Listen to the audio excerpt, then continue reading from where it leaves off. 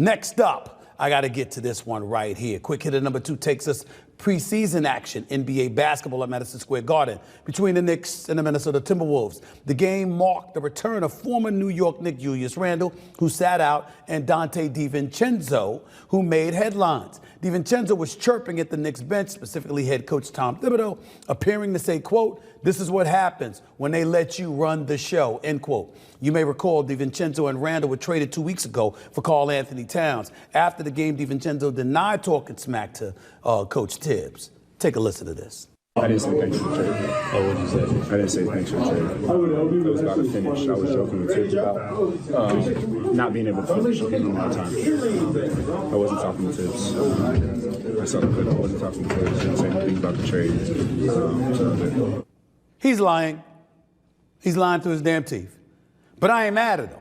Because if you were talking to Tibbs, no big deal. You know what? That just makes for spirited competition when you all go up against one another. I was enthralled watching Anthony Edwards hitting threes from all over the place because I said, my God, he keep playing like that, he going to win league MVP. He's going to bust a few people's ass. Make no mistake about that. But Donte DiVincenzo, if he wants to clap back at them, I don't blame him one bit. He came in and did a hell of a job for the New York Knicks last year. He definitely did. I personally, as much as I love Karl-Anthony Towns being a member of the New York Knicks, but I got love for Julius Randle too, and I think he'll do well in Minnesota. But as much love as I got for Cat coming to the New York Knicks, I did not want the Knicks to lose DiVincenzo. I thought if you had Cat, but you still got a guy like DiVincenzo coming off the bench, able to do some things for you, I think it could spell trouble for a lot of teams in the Eastern Conference, mainly the Boston Celtics and the Philadelphia 76ers. That's right, I said it. DiVincenzo can be that dude, make no mistake about it. He came in, won a playoff game, that big-time shot in Game 2 against Philadelphia, saved the series as far as I'm concerned. Give love and respect and credit where it's due. He made a tremendous contribution to the New York Knicks, and he shouldn't have been cast aside or shifted or relegated to the bench just because Mikal Bridges had arrived. I'm not saying that he should play ahead of Bridges because I love me some Bridges, but in the same breath, DiVincenzo is a guy that should be vastly more appreciated than it appeared he was. And so for him speaking the way that he spoke, there is no question he was talking to Tibbs. Rick Brunson, you saw step up and say something to him because Rick Brunson's a real one. We know this. But DiVincenzo had a right to feel a bit salty for Tibbs. He's probably denying it because he doesn't want to bring extra attention, but it is what it is. I say, why deny it? Why not own it? Then you go out there and you play against them and you see what you do against them when you face the New York Knicks during the regular season. That's the way I look at it, but that's his choice. On to the next one. We got to go. It's a clip of you saying thanks for the trade. I didn't say thanks for the trade. Oh, what did you say? I didn't say thanks for the trade. It was about to finish. I was joking with Tibbs about not being able to finish in my time. I wasn't talking to Tibbs. I saw the clip. I wasn't talking to Tibbs. I didn't say anything about the trade. Then they said, this is what happens when you run the organization or something like that. They let you run the organization. You run the show. Run the show. It was in a general direction, and you know, obviously they had me on the video saying it, and I'm not there anymore. I play competitive, I wear my heart on my sleeve, and that's all it was. Words I don't really know what to say. People there, but I really have no comment on the situation. Hey, don't leave it. I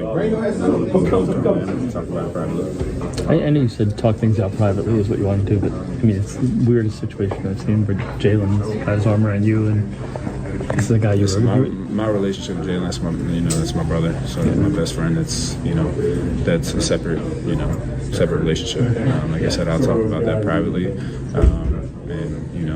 figure everything out. But that has, like I said, Jalen is my brother. And welcome back to HoopZone Sports News.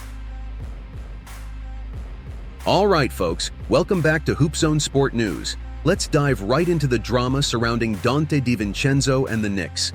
If you've been following the preseason action, you've probably heard about the heated exchange between DiVincenzo and Knicks coach Tom Thibodeau. DiVincenzo was caught chirping at the Knicks bench, and while he denied talking smack to Coach Thibs after the game, we all know there was some heat behind those words. This is what happens when they let you run the show. That's what people heard him say. Now, here's my take on it. Stephen A. Smith wasn't buying it, and honestly, neither am I. DiVincenzo was definitely letting them know how he feels. And you know what? I can't blame him.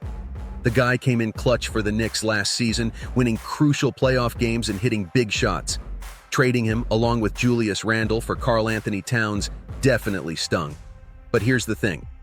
Anthony Edwards was on fire in that game, hitting threes from all over the place. If he keeps playing like that, we might be looking at a future MVP in the making. No question about it. But coming back to DiVincenzo, I think he has every right to be salty. The Knicks could have really used him coming off the bench to make some noise in the Eastern Conference, especially against teams like the Boston Celtics or the Philadelphia 76ers. Losing a guy like that could spell trouble for the Knicks moving forward. In the end, these moments just fuel the competition even more, and I'm here for it. The preseason drama is real, and you can already feel the intensity building as we head into the regular season. So what do you all think? Was DiVincenzo right to feel disrespected, or was it just a part of the game? Should the Knicks have kept him, or was the trade for Karl-Anthony Towns worth it? Let me know your thoughts in the comments below. And hey, if you're enjoying these reactions, make sure to hit that like button, subscribe to HoopZone Sport News, and turn on notifications so you never miss an update. See you. OG, good sleight of hands in the passing lane. Slamming and jamming. Again, OG, Walker too careless, not protecting the ball with his body. So OG, the beneficiary.